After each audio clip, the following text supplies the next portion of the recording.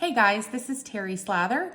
I'm going to talk to you today about some of the techniques that I used in the Toncho, which is my very first pattern. It's a Ruana style poncho that consists of lots of textures made up of I-cord, seed stitch, sweeping cables, and caliper cables.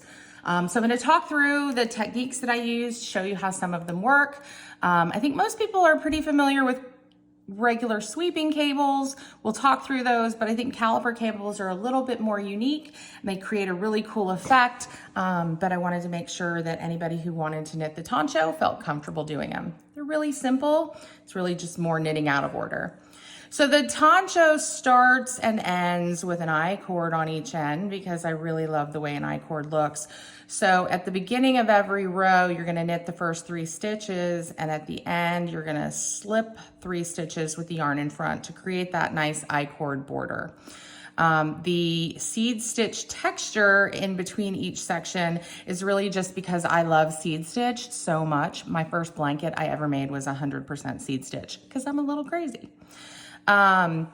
All of the sweeping cables have 2 purl stitches to help them look really nice and pretty and stand out in your work.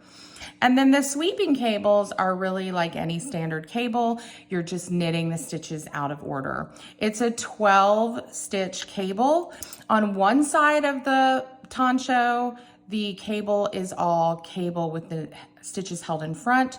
The other is all cables in back. So there's a mirror on the 2 sides. So you start by slipping the first 6 stitches onto your cable needle. And then you either hold them in front or in back, depending on where you are in the pattern. So that's represented by CF12, which is front, and CB12, which would be you just hang them to the back while you knit. So I'm gonna hang them to the front to show a front cable. And then I'm gonna knit the next 6 stitches just right off of my left needle. And then we'll go back to, I'm not counting, that's the problem, 4, 5, 6, and then we'll go back to the cable needle and we'll knit the stitches off the cable needle. So don't worry too much about the size of your cable needle. The size of your stitch is really determined by the needle in your right hand. I was on an airplane yesterday and didn't have a cable needle and used a pencil. So you really can use anything. But then we're gonna knit those 6 stitches that were held to the front on the cable needle. And now you've created your sweeping cable. So you see that those are knitted out of order and they create that really nice cable effect.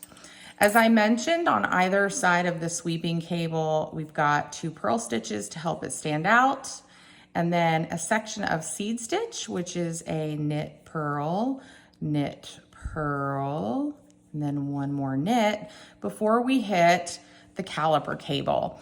So the caliper cable goes across 10 stitches, and really this is just a series of a mirrored cable.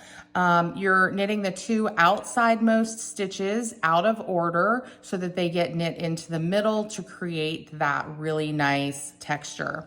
To accomplish this, you set it up by purling and wrapping twice those outside stitches on the back, which I'll show you when we get to the back.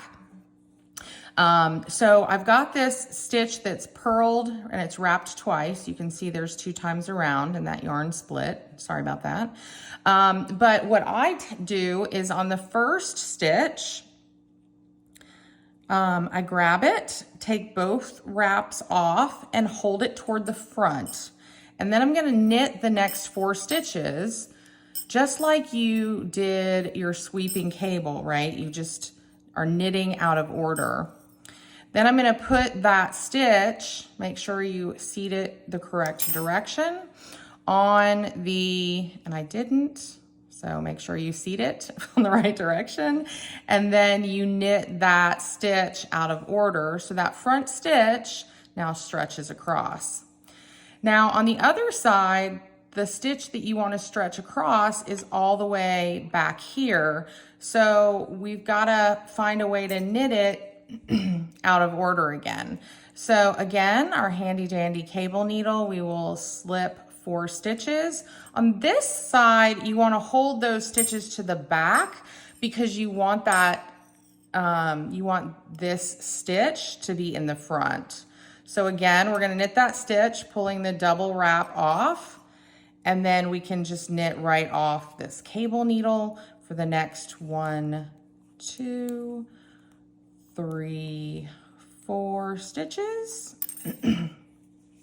And then what we've got is that nice caliper effect. So again, we just held the first stitch to the front, then we held these 4 to the back so that we could knit them out of order.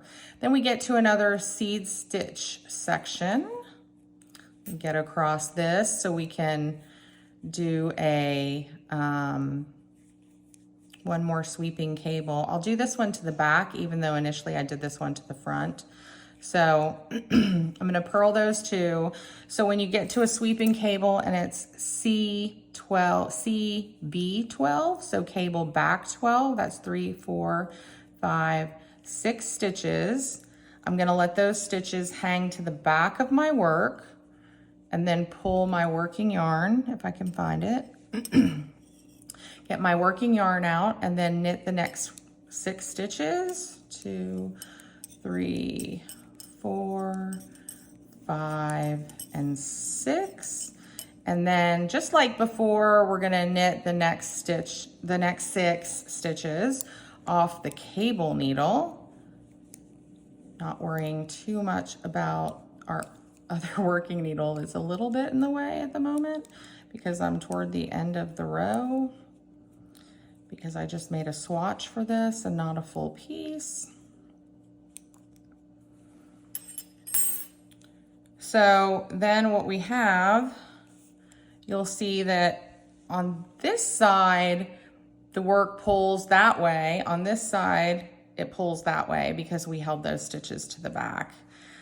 And then, as I mentioned, at the end of every row in the Toncho, you're gonna slip the last 3 stitches with the working yarn in front, again, because we're creating that really nice I-cord edge.